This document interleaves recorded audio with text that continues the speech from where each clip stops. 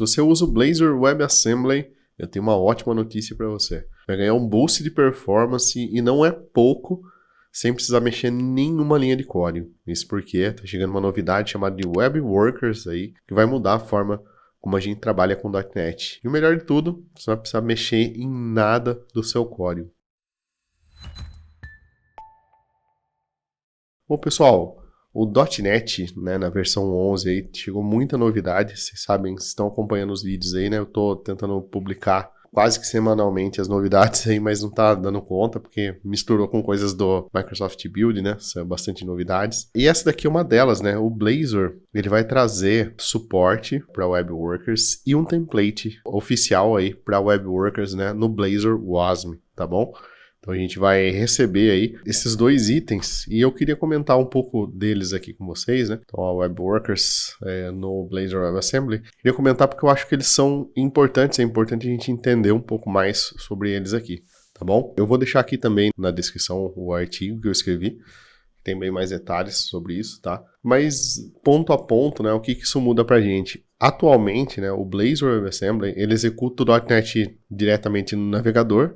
Se você não passou por essa parte ainda, a gente tem bastante conteúdo sobre Blazor lá, né, explicando o que é o Blazor Server, WASM, Auto. É uma coisa um pouco complexa, né, não é tão simples assim, mas quem me conhece sabe que eu gosto muito, né, a gente está criando uma plataforma nova aí, já em cima do Blazor WASM. A gente roda literalmente o .NET dentro do browser, tá? Então é o .NET dentro do browser do cliente, eu não estou rodando no servidor, eu estou rodando o .NET dentro do Chrome, por exemplo. Então, claramente, né, isso traz vantagem considerável em termos de performance e portabilidade, tá? Então, não tem nem o que se discutir, tá? Mas ele ainda carrega uma limitação grande, que é em relação à engine fundamental do JavaScript ali, do browser, na verdade, né? Que é single-threaded, tá? Ou seja, tanto a parte de UI, qualquer outra coisa que precisa acontecer ali, rola dentro de uma thread só. Então, isso limita bastante a gente, porque embora a gente tenha performance, a gente tem essa limitação da thread. E para muitos cenários, né, quando a gente começa ali no Blazor a fazer algum processamento pesado, que demora muito, né, o próprio Chrome, ele chega a detectar que a UI está ali parada, né, e ele sugere que o usuário feche o browser, tá, porque ele entende que travou o browser, simplesmente, tá.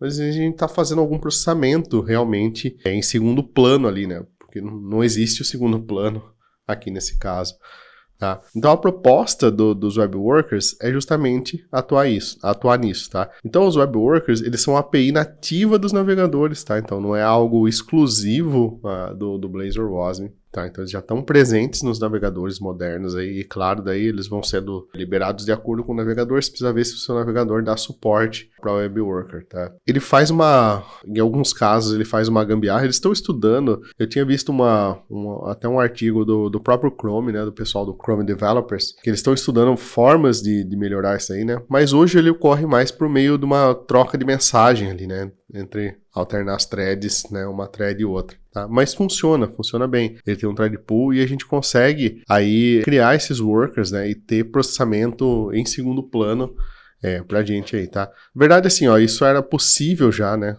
há um bom tempo. O .NET, ele traz isso agora como já um template pra gente, tá? Então, a gente já tinha essa possibilidade, né, de fazer isso, mas agora ele vem já nativo aí, como um template pra gente usar. Então, como que funciona essa parte dos templates aqui, tá? No Preview 2 do .NET, né? Lembra que a gente já tá no Preview 5, já saiu o esboço, o rascunho desse padrão, né? Desse template do Web Worker, tá? E ele traz algumas mudanças no projeto que a gente precisa ter para suportar o Web Worker. Então, se você tá começando um projeto do zero, eu recomendo que você use, né, um .NET New Blazor WASM e use um New Web Worker aqui, tá? Então, ele já cria o projeto com tudo que você precisa, né, para fazer a sua aplicação rodar aí, tá? Então, você vai precisar adicionar referência de um no outro, né? Então, .NET ID Reference no seu Web Worker, porque eles funcionam literalmente como se fossem dois apps separados, tá? Então, você pode criar o seu app e você pode ter como se fosse um background service rodando em paralelo ao seu app Blazor. Para que isso funcione também, você precisa adicionar essa diretiva aqui, ó, no seu arquivo CSProj, tá? Allow unsafe blocks. Precisa disso para funcionar ainda, tá? Acredito que na versão final já não vai precisar mais disso, tá? Mas por enquanto ainda precisa. Tá? E aí, por fim, nos métodos que você quer utilizar aí, você precisa marcar ele com JS Export, tá? O JS Export aqui, tá? Então, quando a gente faz isso, né, ele permite aí que a gente especifique, né, além disso, né, a gente tem que exportar aqui, né, e tem que especificar aqui qual plataforma que a gente está rodando, tá? Porque para ele aqui, esse worker method, ele é genérico, tá? Então, a gente especifica que a gente está no browser e usa um JS Export aqui. Então, nesse exemplo aqui, a gente tem o código lá padrão que vem nos apps.NET, né, nas APIs, que é o Get Weather Forecast, né, para previsão do tempo. E aqui ele está dizendo, ó, fala, ó, eu suporto o browser, né, suporto a plataforma como browser, e aqui eu tenho o JS Export aqui em cima do meu método, tá? Aqui ele dá um thread.sleep de 5.000 segundos, né, 5.000 milissegundos ou segundos, não sei, tá? Esse é um trabalho intensivo que provavelmente bloquearia a UI, tá? Se você tentar rodar esse código, chamar esse código sem isso aqui tá no web worker, provavelmente vai ter um erro na tela aí, tá? Mas o que acontece é que com essa decoração aqui, ele já vai automaticamente ser tratado como um web worker e o Blazor vai chamar isso aqui em segundo plano. E aí, para chamar esse método, você precisa se inscrever, curtir e compartilhar esse vídeo aqui, né? Se você está gostando dessa série aí sobre .NET, tá ligado aí em todas as novidades com a gente, então não esquece de se inscrever, curtir e compartilhar, que isso ajuda muito o nosso trabalho mesmo. E aí, depois que você se inscreveu, curtiu e compartilhou, você vem aqui e usa a classe Worker Client, né? Para fazer a interação com esse método, tá? Que você acabou de criar. Então, a gente já começa aqui usando um IJS Runtime, tá? Então, já tá implícito que a gente vai usar JavaScript para fazer isso, tá? E aqui a gente tem o nosso código, ó. Então, await using var worker, tá? É igual ao await web worker client.create async. Então, a gente já tá aqui executando ele, tá? E aí a gente precisa passar o JS runtime aqui, por isso a gente precisou do JS export lá em cima, tá? Aí aqui ele faz a invocação do worker method, tá? Então, ele vai trazer aqui as informações do get weather forecast, tá bom? Beleza? Tem algumas limitações que eu vou comentar já já, uma delas é que isso aqui é uma string, né? Tá vendo? A gente só trabalha com tipos primitivos ou string aqui, tá? Beleza? E isso daqui é tudo que você precisa para trabalhar com um web worker aqui no Blazor 11. Mas agora vamos para as partes que não são tão boas assim, pessoal. Primeiro assim, ó, overhead de inicialização, tá? Todo web worker, né, é um projeto separado ali que a gente cria na aplicação, tá? Então, ele vai precisar carregar o .NET, vai precisar carregar os assemblies do .NET, né, e todos os outros assemblies necessários, tá? Então, a recomendação aqui é sempre usar o web worker com cache, tá? Então, aqui ele vê se ele já tem uma instância do client e retorna o client. Se não tiver, ele cria, né, o client e retorna ele aqui. Então, sempre usar algo para cachear os seus itens aqui, tá? Lembrando que a SDK do .NET era compartilhada entre todos os seus apps Blazor. Então, se você já fez o download da primeira vez, a SDK você não vai baixar de novo. Você vai baixar só possíveis partes que você ainda não tenha baixado dela, tá? Então, esse custo aqui também ajuda a diminuir bastante a parte do seu worker aí, tá? E a outra limitação que a gente tem, né? Eu vou passar aqui,